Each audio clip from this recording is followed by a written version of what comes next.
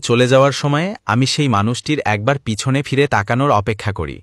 এতে অধিকাংশই আর পিছনে ফিরে তাকায় না।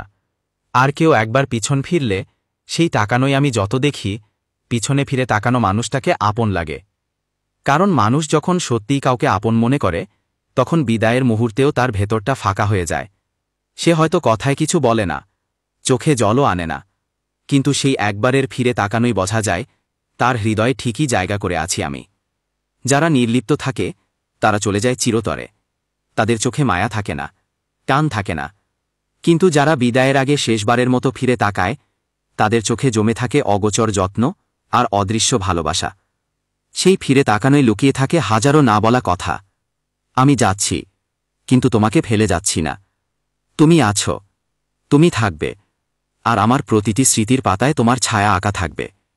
জীবনে হয়তো অনেক মানুষ আসে, আবার হারিয়েও যায়, কিন্তু যাদের চোখে বিদায়ের মুহূর্তেও মায়া ভেসে ওঠে, যারা নিঃশব্দে একবার পিছনে ফিরে তাকায়, তাদের মতো আপন মানুষ খুব কমই পাওয়া যায়।